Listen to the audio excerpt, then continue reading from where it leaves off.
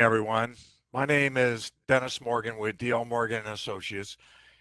And on behalf of FirstPic and the Department of Housing and Urban Development, we're happy to bring to you what's called the FASS Indicator Calculation Worksheet.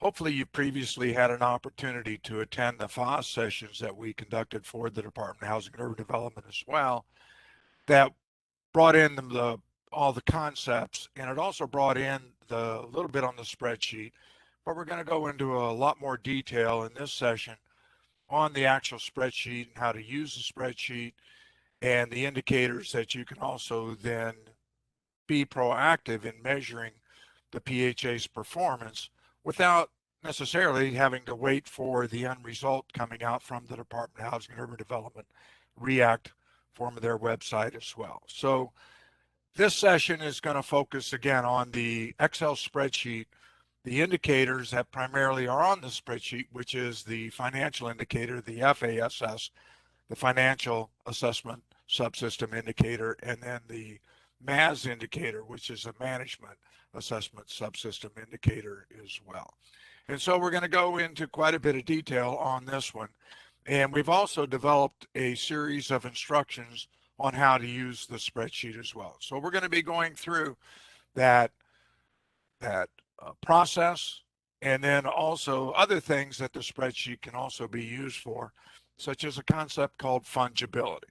In other words, doing not only the analysis of the indicators, but also measuring the performance, but also prior to the end of the fiscal year, that looking at that fungibility concept in case I have an indicator that is a very strong AMP under the program, and I might want to then transfer some of those cash positions to increase the performance levels of the other AMPs in my indicator as well. It might increase my overall score for the FAS variables, especially under the financial indicators. So let's go ahead and get started into it. And I'm going to bring up the first thing, which is going to be the worksheet itself. So let me just share that content with you.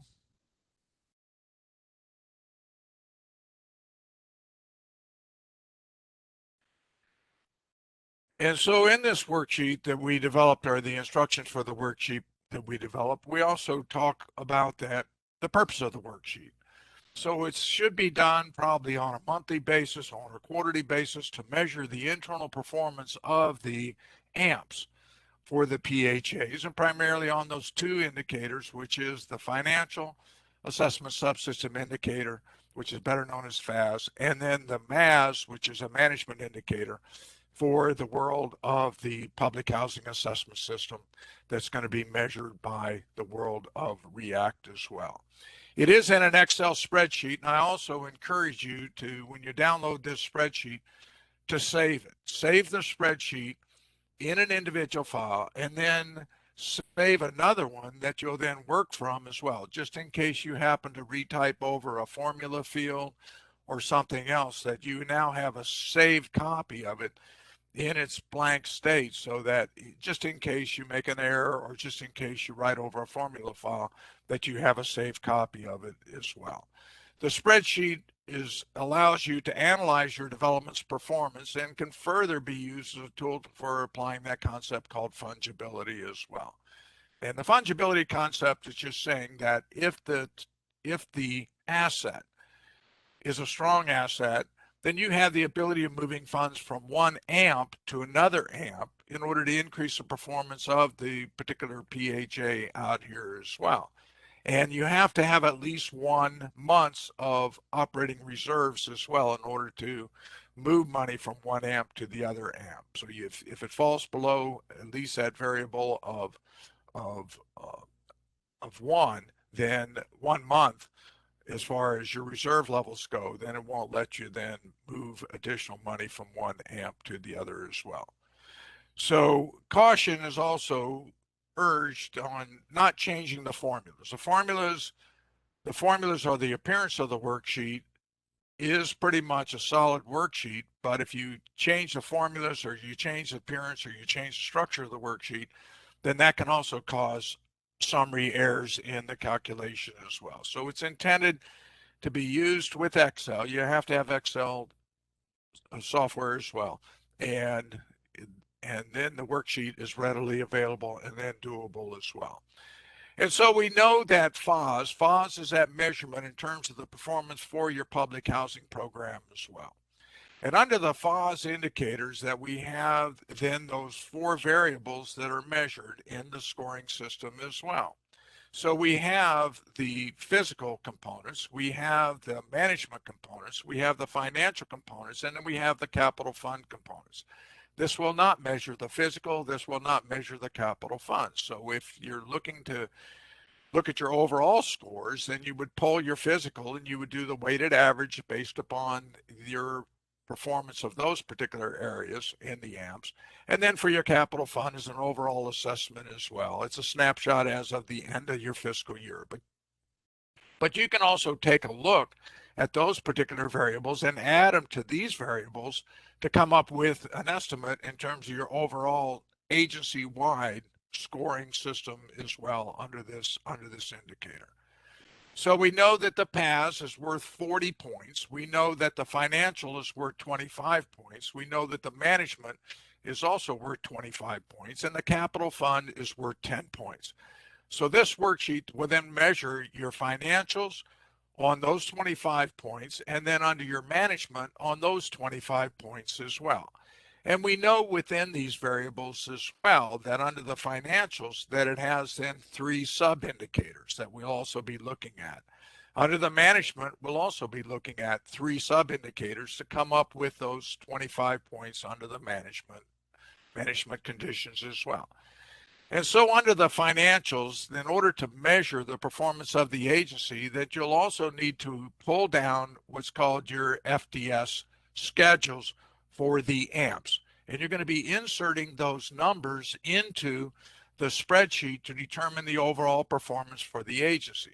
If you only have one AMP, then of course, then that's going to be the score that's brought down on the financial positions, and that's going to be the score that's brought down on your management positions.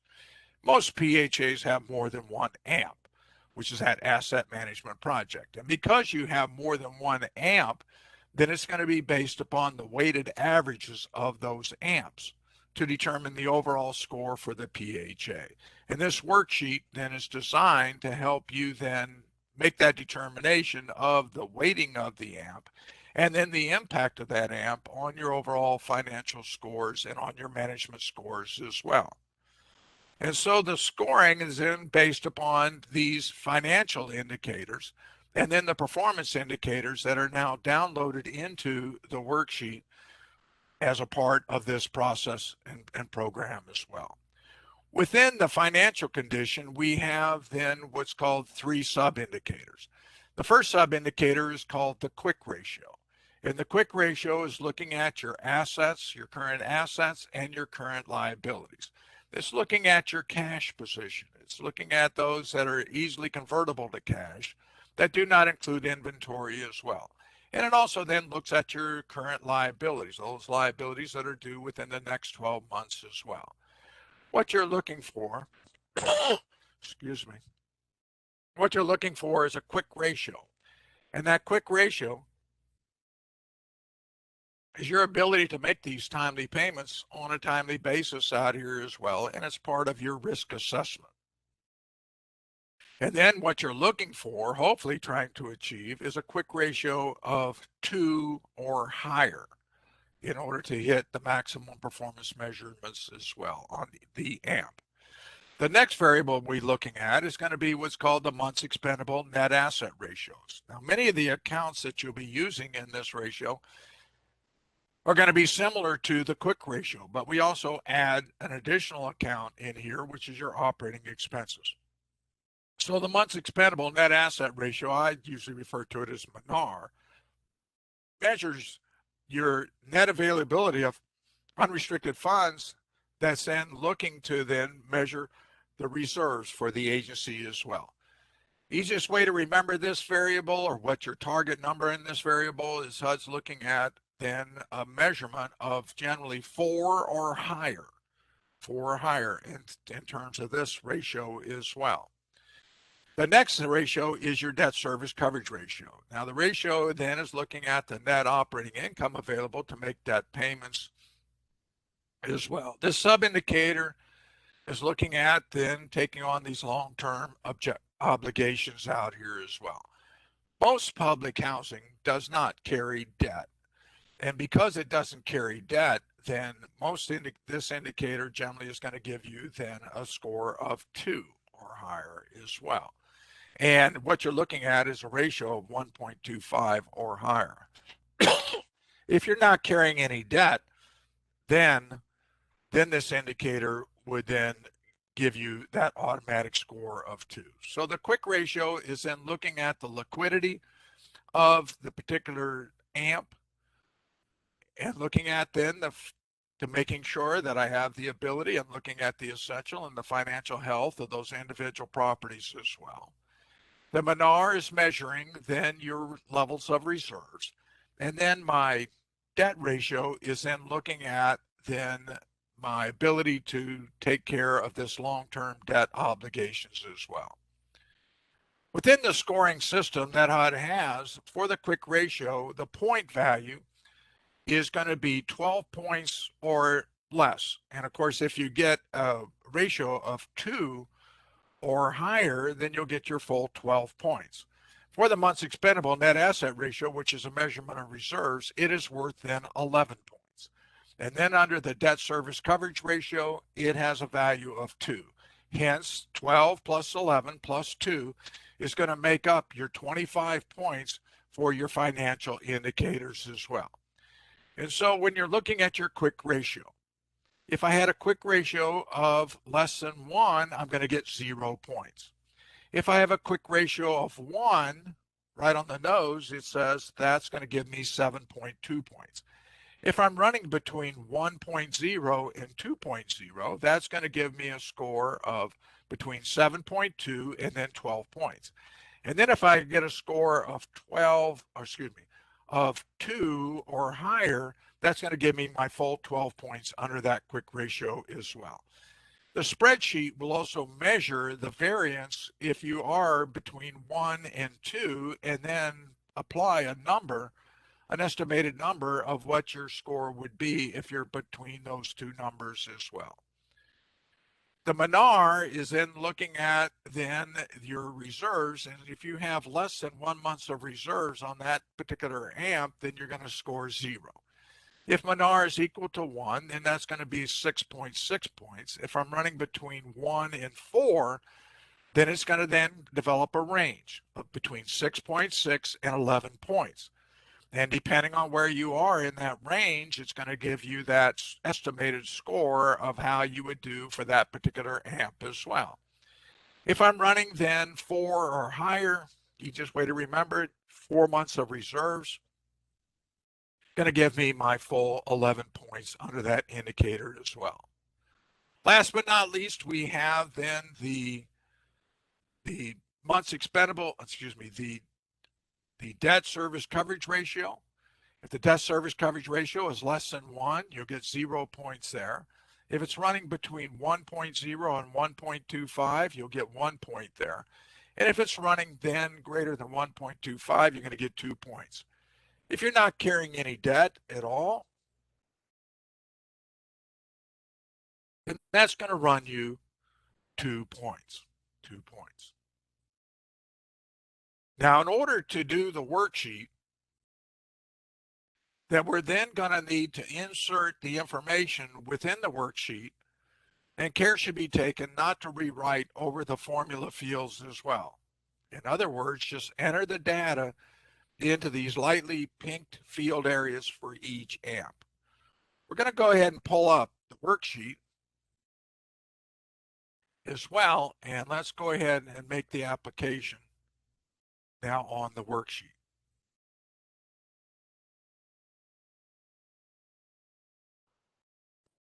On the worksheet that we're looking at, it has then, you'll see at the bottom, you'll see where we have then the quick ratio, the months expendable net asset ratio, the debt service coverage ratio. Then it's going to give you a scoring summary. and then it'll give you the overall FASS score based upon that performance for that PHA, based upon the individual amps as well. Within the management ratios, then it's going to be looking at occupancy, it's going to be looking at tenants' accounts receivable, it's going to be looking at accounts payable, then it's going to give you a summary of those particular variables, and then the overall management score as well. But let's go back to the quick ratio. And in here, you'll see where it's giving you then your positions and the information that's entered into the worksheet as well. Where it shows your line 111, line 114, line 115, 120, 121. Those are your FDS accounts. And so now you come over to your particular PHA. And you want to enter the information into the pink field. And we're just going to show you the first amp here. And let's say I'm now looking at my FDS schedule, and now I'm looking at my cash unrestricted. And so we will then insert that number into the account.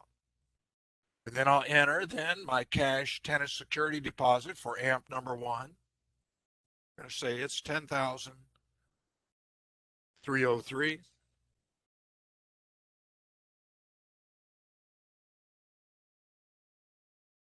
Don't have it. This particular PHA does not have any, again, the on line 115. Line 116 is in entered as well. 115, then 120. Investments unrestricted.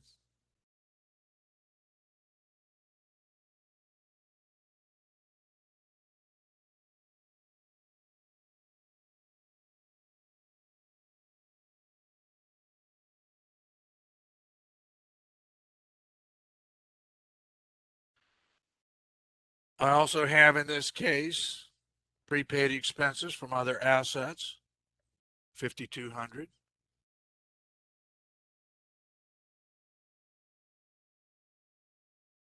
And you'll see that the field will then automatically add in your variables. And so my total in here of my total available current assets, you don't have to type that in. The fields will bring it down through the pink field. And that brings me 135,638.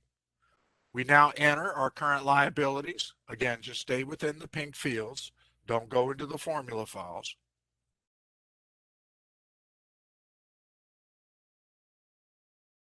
And my current liability is then saying that I have 32,442.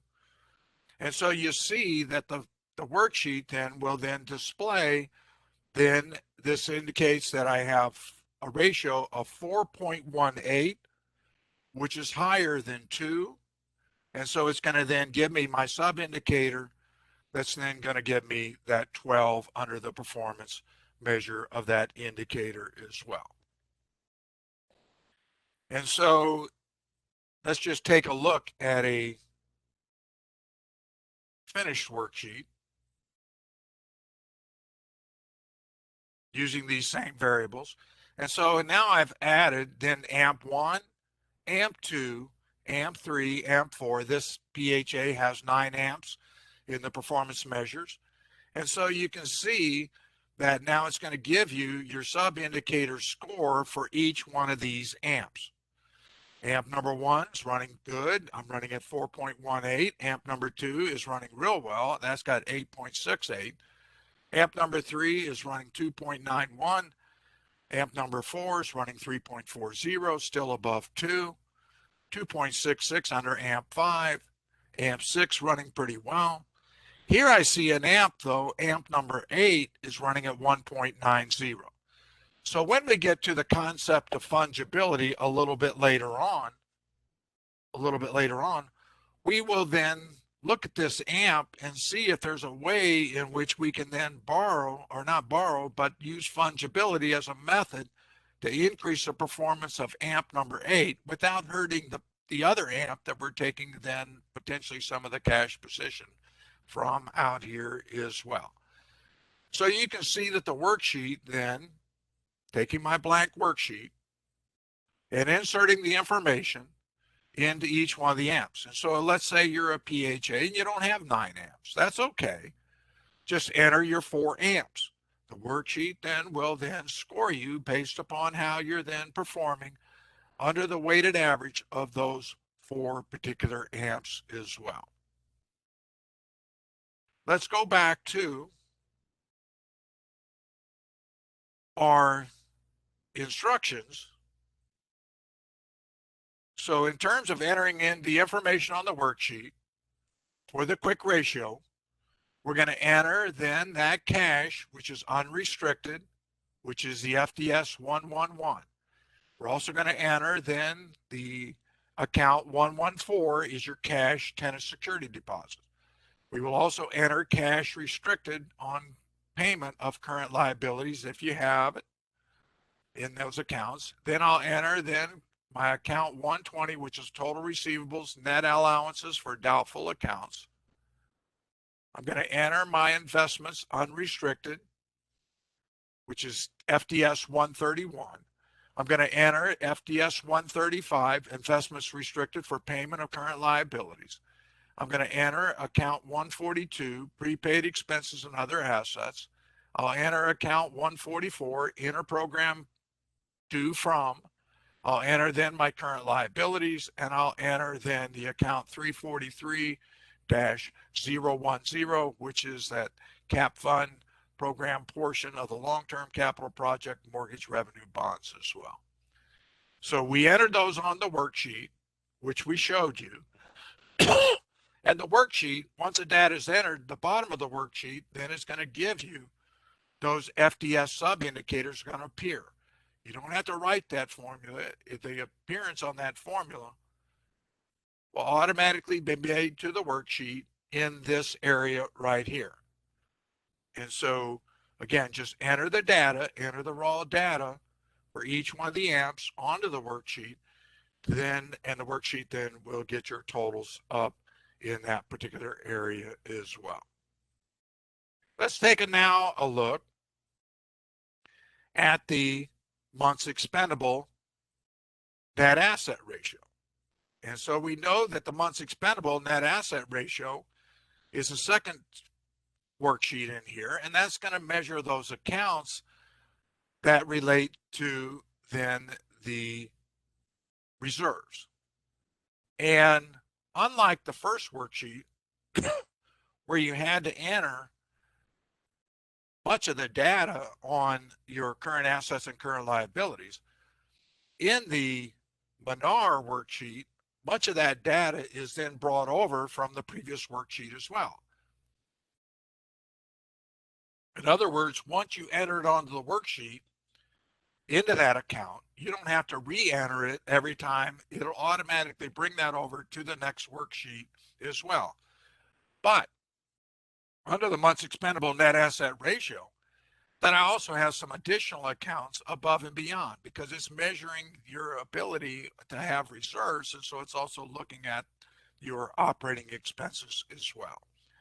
And because of that, then I'll need to enter the FDS account, the 9,000 or 96,900 account, which is your total operating expenses.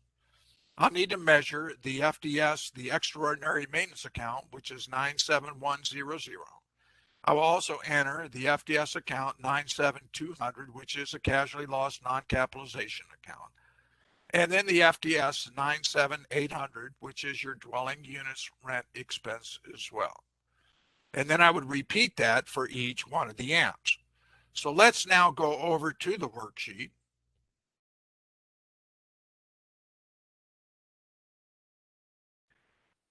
And so now at the bottom, where you now see, I come off the quick ratio portion of my worksheet, and now I'm going to enter now the months expendable net asset ratio. And you see that it already brought over those other accounts that previously I placed in on worksheet number 1. So I don't have to re-enter those particular worksheets. And then I'm going to enter, however, my total operating expenses into the worksheet. And so we're going to say my total operating expenses, $468,300.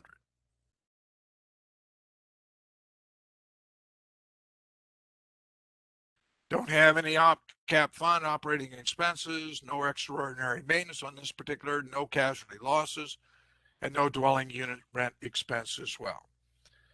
That gives me and then take my expenses divided by 12. That gives me a ratio of 2.64. Now, what is that telling me? Well, 2.64 is less than 4. And so in that case, I'm not getting my full 11 points. This also is a variable that is subject to fungibility. So if I increase my cash position, if I do have an ability of moving money from one asset, one AMP to another AMP, then also I can increase the performance of the agency out here as well. But for right now, we're just showing what the current variable is, and then it automatically then will do your calculations. And so right now this sub indicator is indicating that I'm going to get 9 points under AMP number 1, which is less than what's the maximum, because this point indicator is also worth 11 points. 11 points.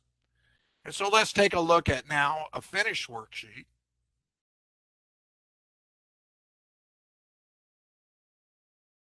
Under sub indicator number 2, which is my month's expendable net asset ratio. See if I can expand this for you a little bit. Nope. And so under this sub indicator, that it also indicates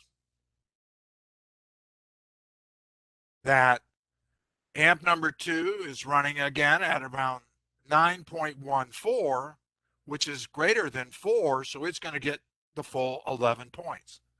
AMP number 3, 1.65, so again, it needs some help. It's running at 7.5 in terms of the total points available.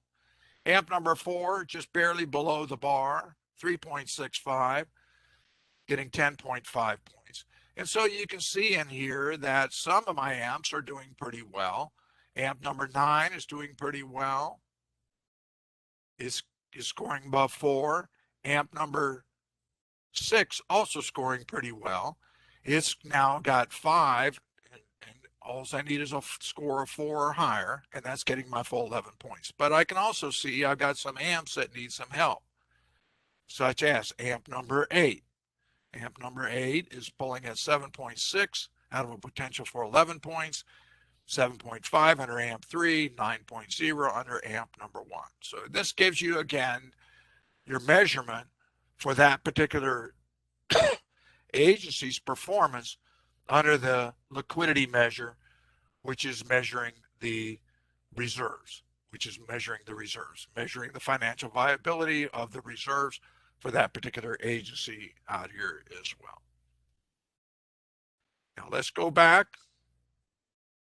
and take a look at our third ratio, which is now the debt service coverage ratio. And so we know that the debt service coverage ratio is then looking at then those FDS schedules. It's looking at your excess operating over your operating expenses as well. So your account 97000, the FDS account 96700, interest expenses and amortization costs. FDS account 96710, which is your interest on mortgage and bonds payable. FDS schedule 96720, which is the interest on notes payable, short and long term. And then the FDS schedule 11020, which is the required annual debt payments as well. And so we'd enter those on to our blank worksheet. And then at the bottom, just like in these other indicators, if you have a score of 1.25 or higher, it'll generate a score of then 2 points. If it generates a score of below 1, then you know that you're going to be scoring 0. So let's take a look at the worksheet. For this particular PHA. And again, at the bottom, we'll click on to then DSCR, which is your debt service coverage ratio. And in this particular PHA, they're not carrying any debt. If they were carrying any debt, though, the information then would be put into the worksheet on your FDS 9700 on that line, 97600 on that line, AMP1, and so on down the line. And you would then fill that out for each one of your amps as well. By not carrying any debt, which most PHAs do not carry debt on their public housing property, then you're going to score your 2 points under that indicator as well.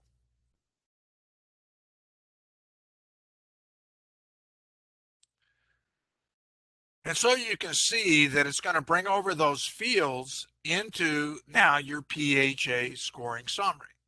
And since we only added the first amp in here, it's going to show that, again, it scored then 4, ratio of 4, and it only needed a ratio of 2, so it got full 12 points there.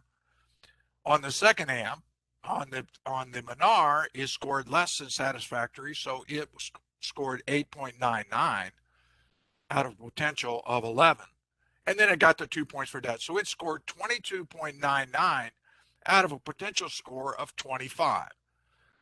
Now let's look at a finished worksheet.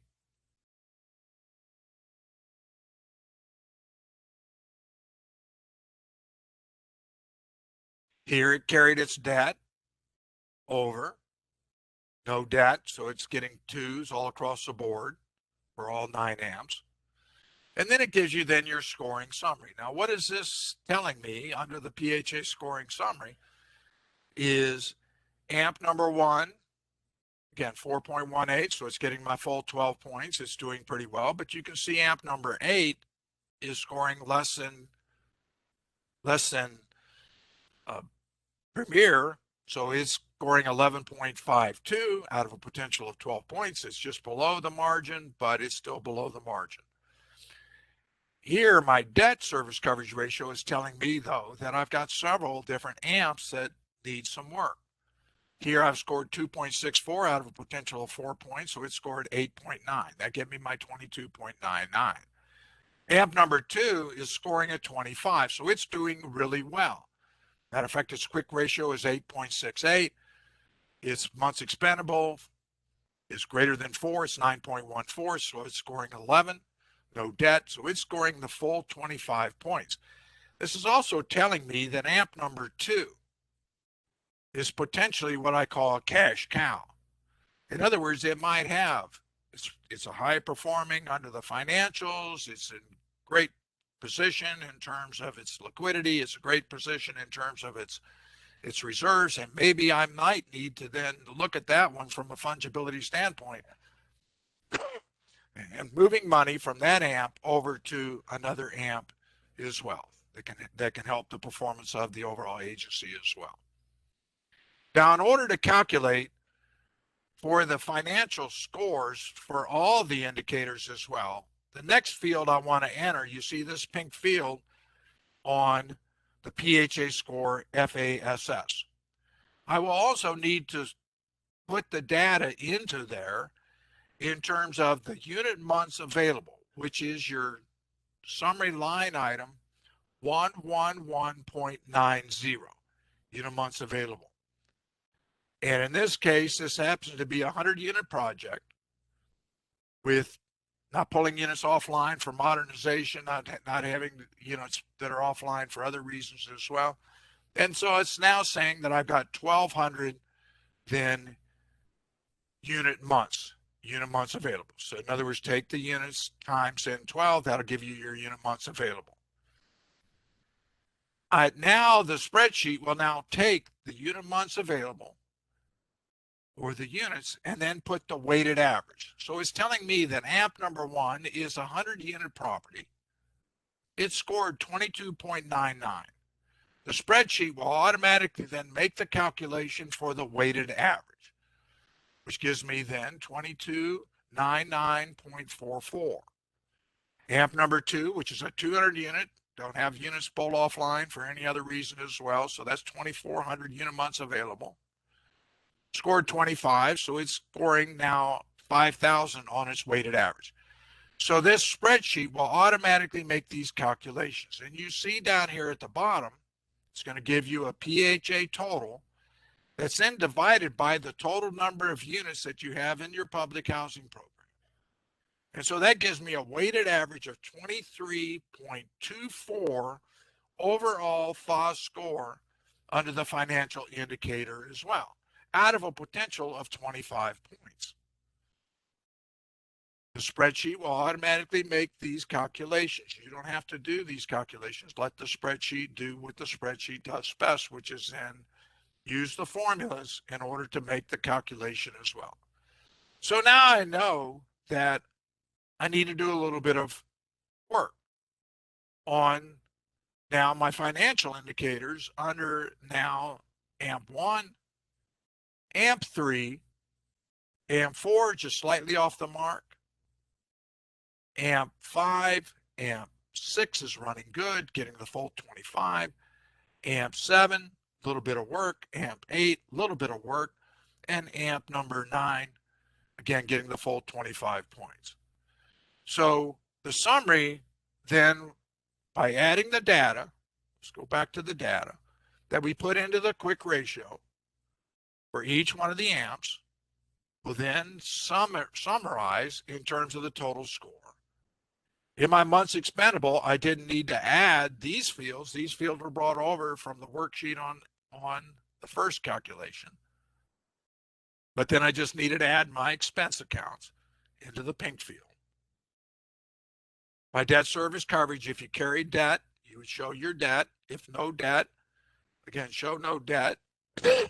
Leave those accounts zero. It's going to show no debt and give you your full 2 points. The next worksheet just gives me my summary in terms of the individual amps and the performance related to the amps. And then gives me my overall FASS score as well.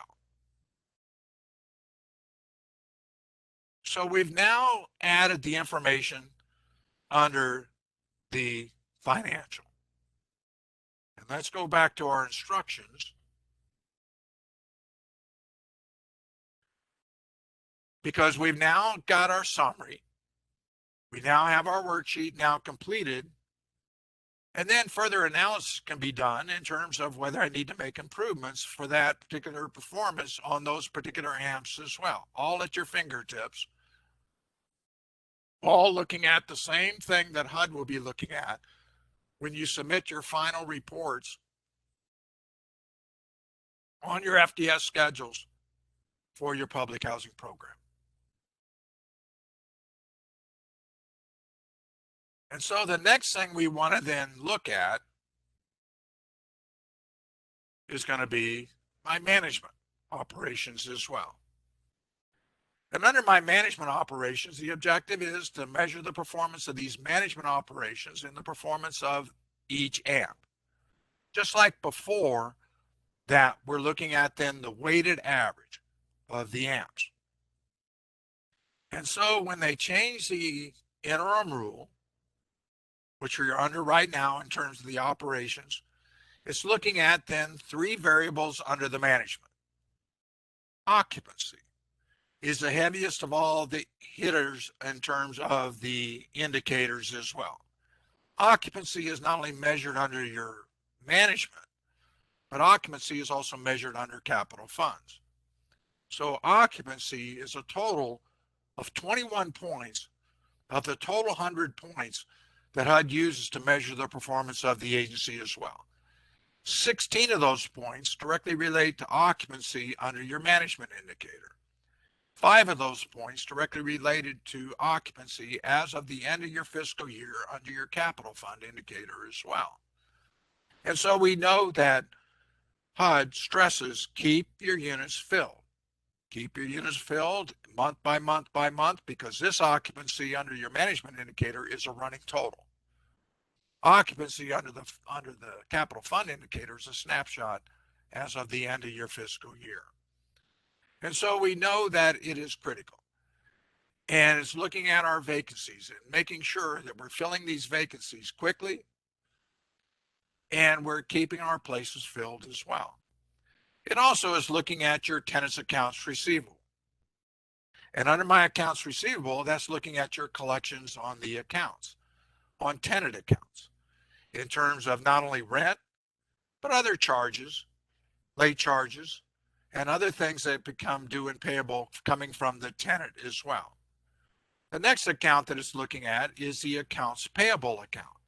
And that's a payment of your vendors as of the end of your fiscal year. But you always want to make sure that you're measuring the performance of this indicator at all times to make sure that your bills are paid timely and your vendors are taken care of as well. And so in looking at this variable also makes adjustments. HUD will make adjustments to this account based upon the physical and neighborhood environment as well. In other words, if you're located in an area that is a high impact area where it has a high poverty rate, then HUD has an additional bonus point that they add. This spreadsheet does not do that. However, you can manually do that as well. It also, another variable that they make an adjustment to the physical condition and the indicator as well, relates to the DOFA date, data full availability. And if that data full availability is beyond a certain period, then it says they will also add an additional bonus point to your score for that particular AMP. Now, this spreadsheet does not do that as well. But you can, again, do that manually if you're looking at your particular score in your indicator as well. So we know that the management score is worth 25 points. We know that in order to not be classified as a substandard agency, that we have to score at least 15 points under the management indicator, and we have to score at least 15 points under the financial indicator as well. In other words, we got to get at least 60% of those points available. Under the management indicator that you have, then total is worth 25 points. Occupancy is worth 16 of those points. In order to get occupancy, a good rating under occupancy, you're looking at an occupancy rate of 98% or higher. And the occupancy rate falls off very quickly. It'll fall off, if you're falling below 98, let's say I'm running at 97.999, well, you're only going to get then 12 points because HUD does not round up in this indicator as well. It is what it is. My accounts receivable is worth 5 points, and you're looking at a collection rate of 98.6% in order to score well under this variable as well, or a variable of 1.4 or less on your receivables. Payables, again, you're looking at that payable account, and it's also worth 4 points. And so the spreadsheet then will make the calculations once we enter the data into our spreadsheet as well. The occupancy, in order to score well, you're looking at, to get your full 16 points, you're looking at an occupancy rate of 98% or higher on each AMP. And if that AMP is falling below that 98%, then you're going to be scored according to, if you're running between 97.999 to 96, you'll get 12 points. If you're running 95.999 to 94, you're going to get 8 points. You're running at 93.999 to 92, you get 4 points. If you're running between 91.999 to 90, you'll get 1 point. And if you fall below 90, you're going to score 0. So you can already see this indicator drops off very quickly. 4-point gaps in here. And if you're running it even at 95%, which is generally a pretty good percentage in the private market, that you would only get then 8 points, half the points potentially available for that AMP under the scoring system as well. My tenant's accounts receivable, also measuring then my collection, court costs, maintenance costs, other charges, maintenance fees, rents, late charges, all those things that get charged into the tenant account. And what you're looking for is a ratio of less than 1.5, 1.49. And then I can get my full 5 points. If I'm running between 1.5 and 2.5, then I'm going to get then 2 points. And if I'm falling below 2.5 in terms of my accounts receivable, or higher than 2.5, I mean, for my accounts receivable, I'm going to score 0. So it really is telling you that you got to be collecting all of your accounts. And I know in certain cases out here, I know it's sometimes it's difficult as well, especially when we're dealing with issues such as the virus and those factors as well. But the reality is that if a tenant comes in and reports changes, then you'll make those particular changes. They bring in the documentation, we'll make those changes. And we want to do them quickly as well. If in fact they do owe those amounts, then we want to make sure that we're doing the necessary processing to collect those accounts as well. Don't forget, we can also be using these other tools that HUD also says, and these accounts that are also now available and payments that may be coming through the state on federal appropriations that can also bring these accounts back current. In terms of the ratio for my receivables, again, less than 1.5 or basically 1.4 or below, you're going to get your full 5 points. Between 1.5 and 2.5, you get 2. And if I'm greater than 2.5, you're going to score 0. The last indicator under the management indicator is my accounts payable. And under my accounts payable, for this sub-indicator, it's worth 4 points. In order to get my 4 points, you're looking at a ratio of less than 0.75. In other words, you're paying your bills and you're paying them timely out here as well. If you're running between 0.75 and 1.5, you're going to score 2 points. And if you're running then greater than 1.5, you're going to score 0. Here again is where you need to be in coordination between your operation side, your management side, and the accounting department, and making sure accounting is processing these and paying these out in a timely fashion as well. So just like in the other portions of the worksheet, you want to make sure you're careful in only putting data into the pink fields. Do not rewrite over the formula fields. And that's why we always encourage you, save the original worksheet, just in case you do make an error and write over a formula field. And so you always preserve the original worksheet as well. And so just like in the previous indicator, we're now going to go over to our worksheet.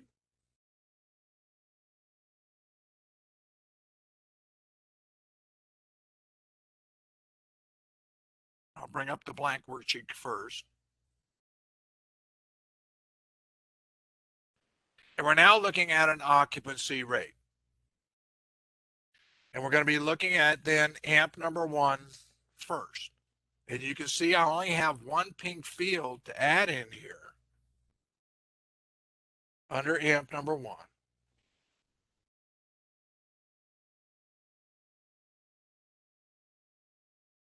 And so I'm going to show then I have a unit months leased, 1180.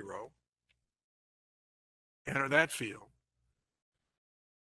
And then for unit months available, let's go over to my unit months available worksheet.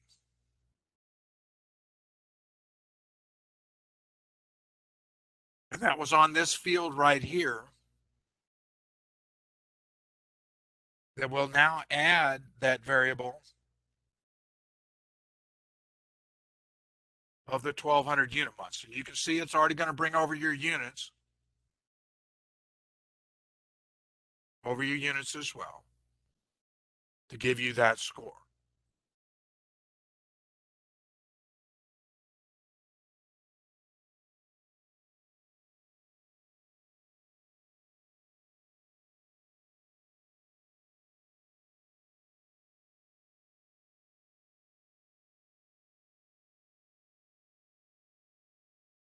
And so now it's saying that from an operational standpoint, that I'm running at 98.33%, so I'm going to get my full 16 points. That's telling me AMP number 1, as far as occupancy rate, is running well. And then I would enter that same data for AMP 2, AMP 3, AMP 4, AMP 5, AMP 6, AMP 7, AMP 8, or how many amps you have. It'll automatically make the calculations under the worksheet as well. And so let's take a look at a finished worksheet.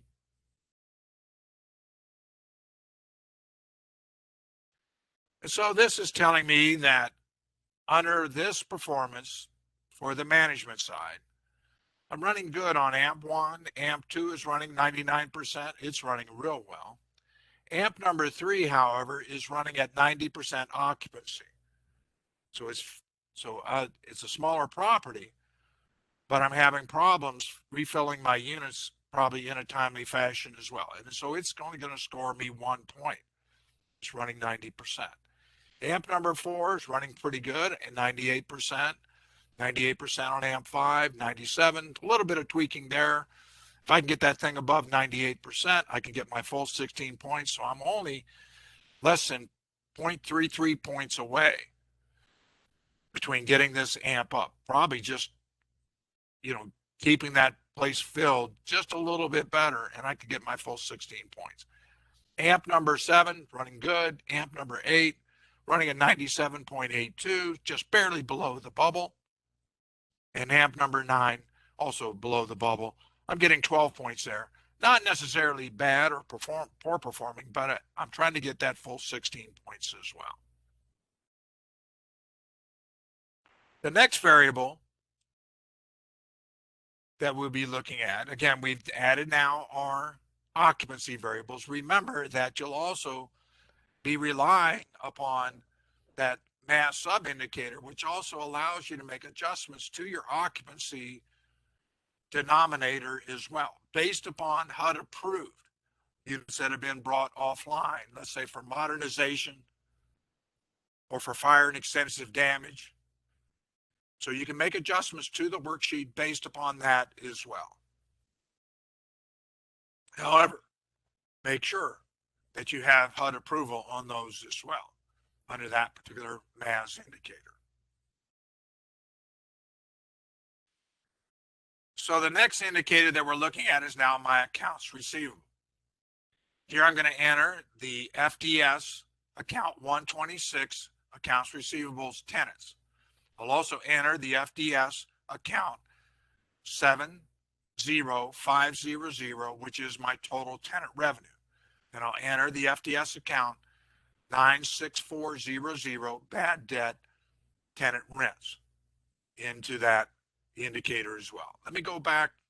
I didn't give you the account that you use for occupancy, but occupancy, that variable that we entered was the unit months leased, which is account 11210.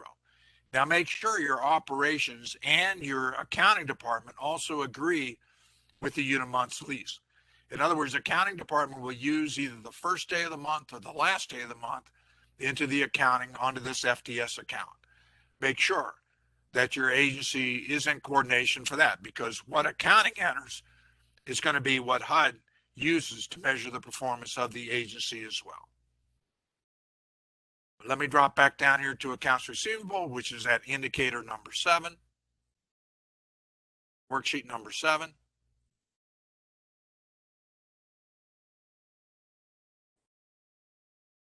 And now at the bottom, we'll click on TAR, stands for the tenant's accounts receivable. And under the tenant's accounts receivable, we'll just enter AMP number 1. We'll say their account on line 126 or account 126 is 1651.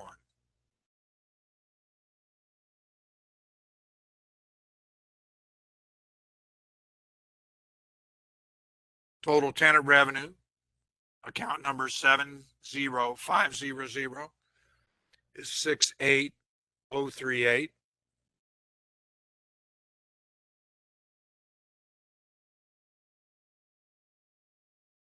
No bad debt.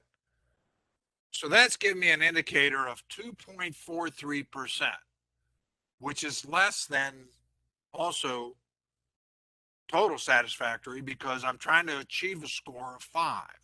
So in this case, I'm running at 2.43. I'm slightly below the bubble, and I probably want to bring this accounts receivable down. So I can again get this number down here on the percentage of the sub-indicator value is 1.43, then I could be scoring 5 points under that. Just like in my previous indicators, I'll enter AMP2, AMP3, AMP4, AMP5 for those variables under the line items that now the FDS schedules for those particular accounts, and it'll give me my scores across the sheet as well. Let's take a look at a finished worksheet.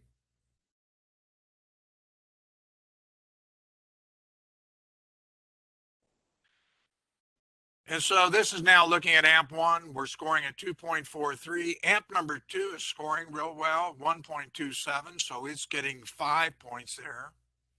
AMP number 3 is not scoring very well at all, 13.70%. Well above the 1.4% that I'd be looking for as well. So I've got some work to do on that particular AMP in order to get those accounts receivables down. Over on AMP4, I'm getting my 1.17, so I'm getting my full 5 points. AMP number 5 running pretty well, 1.19, so I'm getting my full 5 points. AMP number 6, 1.88, slightly above the bubble as well, where I want to be, so that's getting 2.0. AMP 7, not performing well, 7.76. And AMP number 8, 7.46, and AMP number 9, 5.43.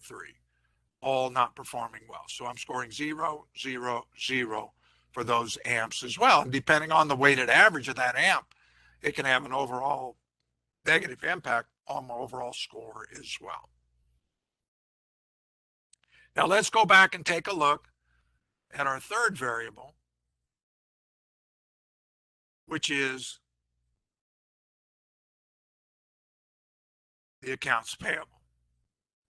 Under the accounts payable, here we're going to be entering 2 fields because we're looking at then the payments on my accounts done in a timely fashion as well. And under this account, once the data goes into the spreadsheet will automatically make the calculations as well. So starting with my blank spreadsheet, adding the data, and it will then give me my sub-indicator score for that particular variable. And so let's now go over to the worksheet.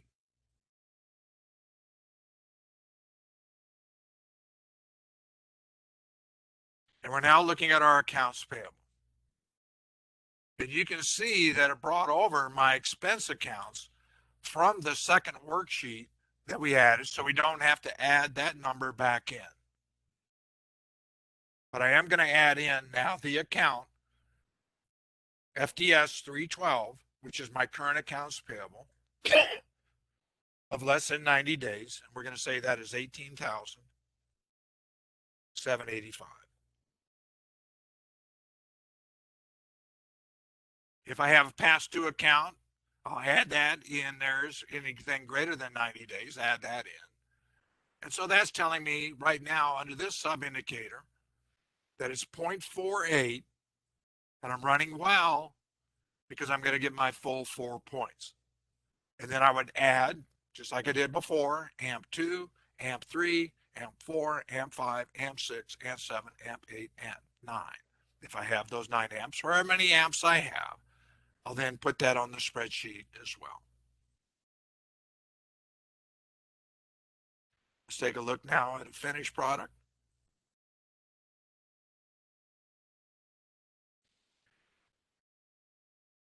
Coming on to my accounts payable spreadsheet. So here, amp 2, running well, is 0.39, less than 0.75. So that's giving me my 4 points there, 4 points under amp 3. Here, amp 4, not running as well. It's now scoring at 0.88, 2 points there. But I'm leaving 2 points on the table because I'm not paying at least those bills in a timely fashion out here as well. Amp 5, 2 points there, 0.93. Amp 6, again, running about the same, 0.93, 2 points there. Amp 7, amp 8, amp 9, all running pretty good performance. So these would be the 3 properties, amp 4, amp 5, amp 6, that I probably want to be checking into to see what the problem is in terms of paying their bills and paying them on time as well. Now, just like in the financial indicators, the next thing it's going to do is give me my scoring summary. Let's go back to my first worksheet where we're adding in these variables.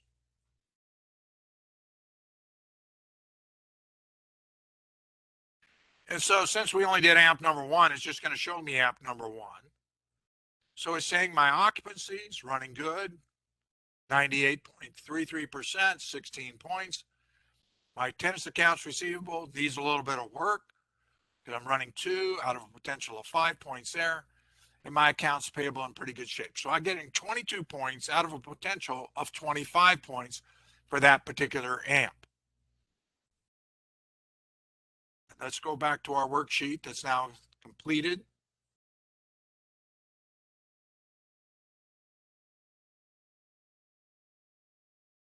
And so now I have all 9 of my amps entered in here. And so this now gives me a good summary of now my amps. And you can see amp number 3, 90% occupancy, scoring 0 under my TARs, and accounts payable is running okay, but I'm only getting 5 points out of potential of 25 points. Amp 2 running good. Amp 1 needs a little bit of work on the accounts receivables. Amp 3 needs a little bit of work on the accounts payable. Amp 4 or amp 5 needs a little bit of work on the accounts payable, and so on down the line. So at a snapshot, I'm now seeing now a picture of my amps and the performance of the amps. Just like previously, where I've entered now my data, it's now going to give me that summary in terms of the weighted average. So automatically the calculator will now take then the weighted average of each score, multiply it times the number of units to calculate my overall score for my management, just like it did for my financials. So I'm running at 19.89 for my management.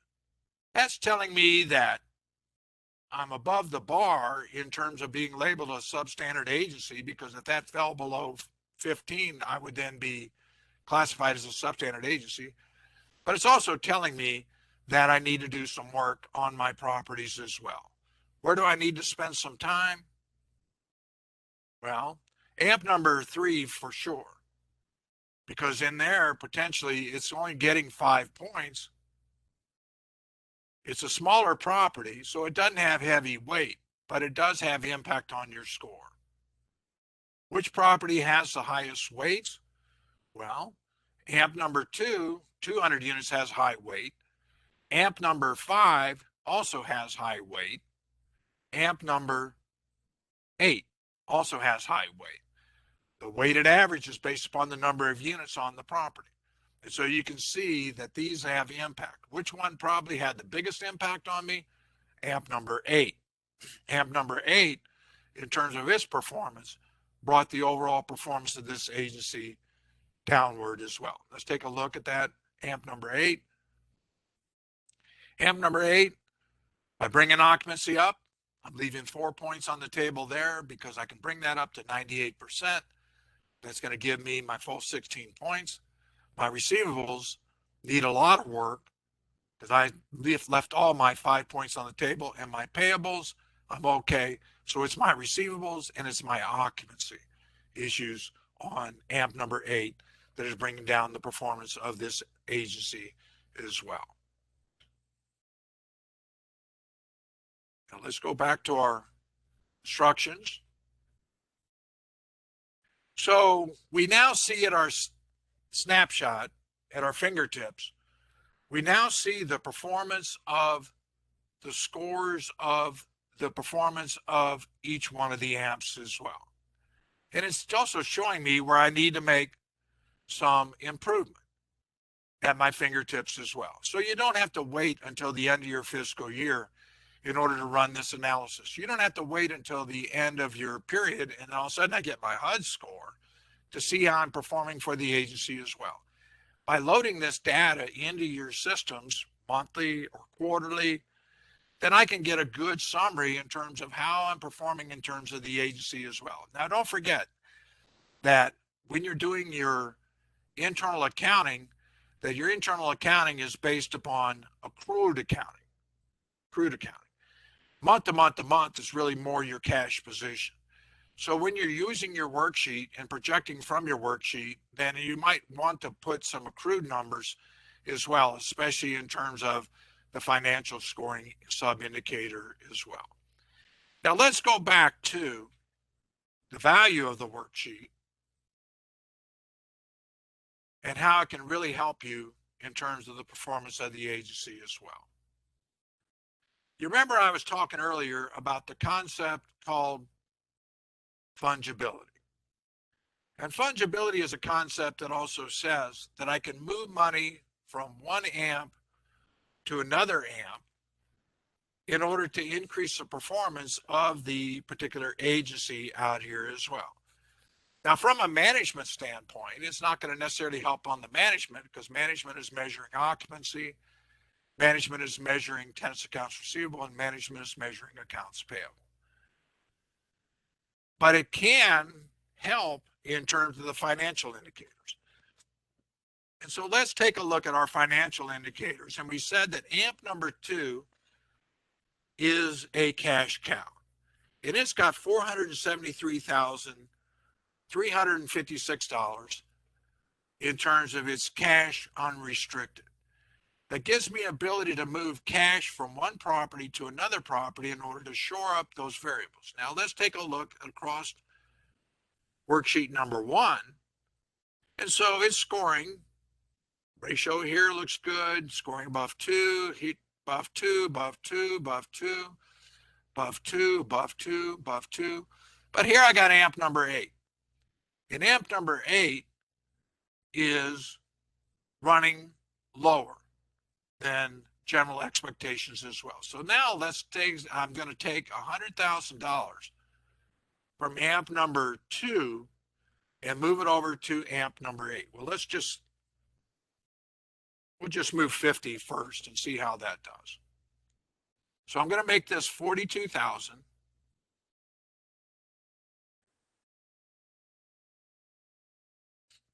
I'm going to make now AMP number 8 87,000.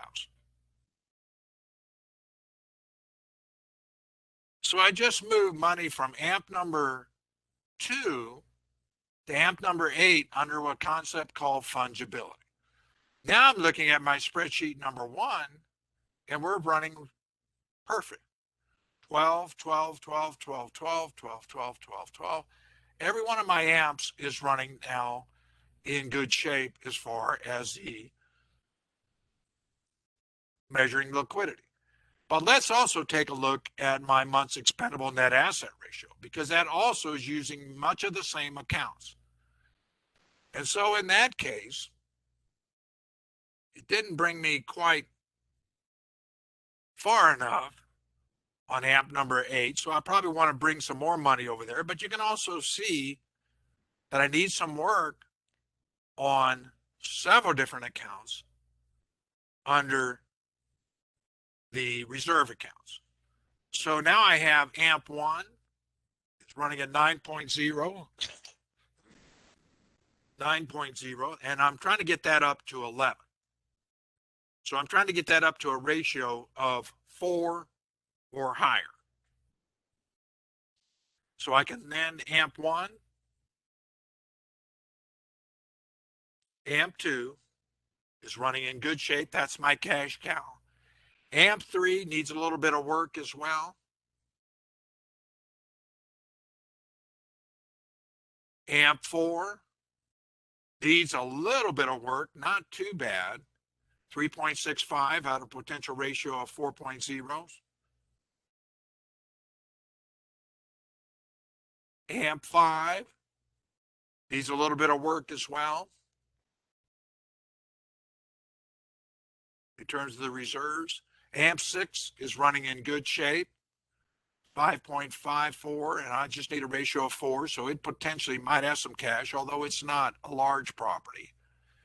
Amp number 7, 9.5. I have a potential for 11 points. And amp 8. Maybe just a little bit more money there. So let's go back to now amp number 2. Without damaging amp 2, now let's make this back to my quick ratio. And we're going to make this, we're going to take $200,000. Let's make sure I didn't bring that down below. So I'm still running okay on my quick ratio. And I'm still running okay on my liquidity. So now I have $200,000 now to potentially move under what's called fungibility to my other properties as well in my cash unrestricted. So we know that amp 1 needed some help.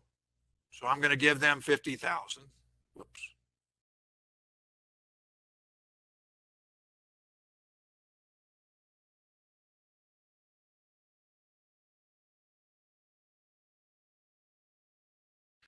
So I'm going to make that 130,060.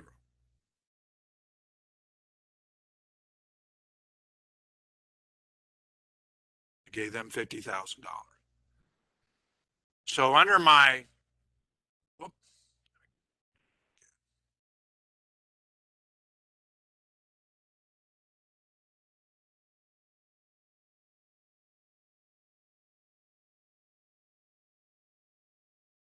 that's why I say don't write over the formula fields. So that brings me my 130. 130. Let's go back and make your changes here on the quick ratio as well. We said amp number 3 also needs some improvement. So I'm going to make that 194.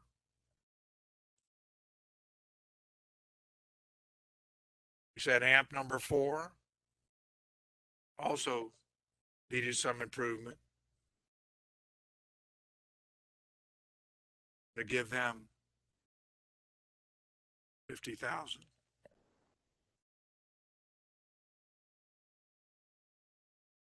So now I gave amp 1, amp 3, amp 4. That leaves me with another 50,000. So I'm going to then move that over here to amp 8.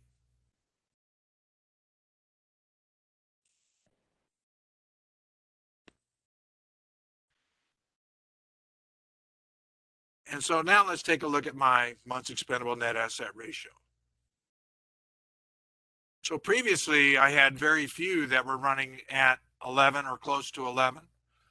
And now I brought those scores then up to 11 just by moving money from my cash cow to my other properties as well that I had. And let's take a look at my overall FASS score.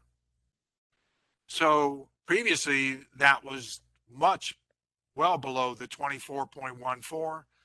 So by increasing that, I've now increased my overall score under my financial, and probably if I would play with a little bit more under the concept called fungibility, I could bring this to that 25. So by working and using the worksheet in here as well, this is where our worksheet can help us increase the performance of the agency under the world of FASS. Everything is acceptable. Everything is within the world. Now you want to make these changes before the end of your fiscal year, because once you submit your data, of course, then it's automatically then audited as well.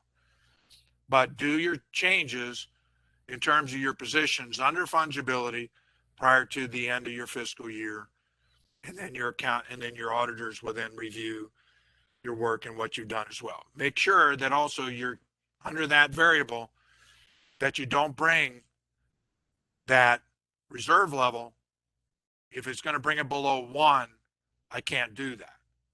And generally what I want that reserve level to be, that MNAR, what I want it to be at is 4.0 or higher in terms of the calculations. So what do we have? So by looking at then the instructions and following these instructions and following these accounts as well, I can then measure the performance of the agency under my FASS score for my financials and my management. I don't have to wait for the world of HUD in order to make these changes as well.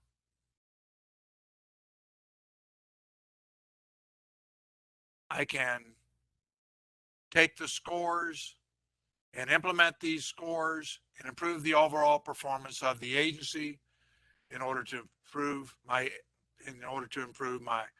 FASS scores, primarily under my management. I'm measuring them timely. Don't forget, your heaviest of all the indicators is your physical, which is worth 40 points. You can't prepare your agency in 2 weeks when you get that notice, or that 10 days when you get that notice as well. You always want to be prepared for the world of HUD, prepared for reviews, prepared for month to month to month, and running your operations for the agencies as well. You know, back in running agencies as well, under the FASS, we were always a high performing agencies that I ran when I was doing it in the programs as well, not necessarily in the consulting world. But I can tell you it's a lot of work. It's a lot of work. You have to stay on top of it. You got to get your staff to stay on top of it and look at these variables every single month. Look at your performance every single month, and you can score well in the world of FASS. On behalf of FirstPic, on behalf of the Department of Housing and Urban Development, we hope that it's been helpful. We hope that the spreadsheet is a tool that you can also use. Don't forget, just download the tool, download the worksheets, put your data into the worksheet, and then monitor your PHAs monthly or quarterly. But don't necessarily wait for the HUD score to come out to know how you're performing under that agency as well. Again, I wish to thank you very much in using these tools, and hopefully in the future we'll see you at other with other worksheets or with other tools that we supply to the world of HUD as well. Again, thank you very much.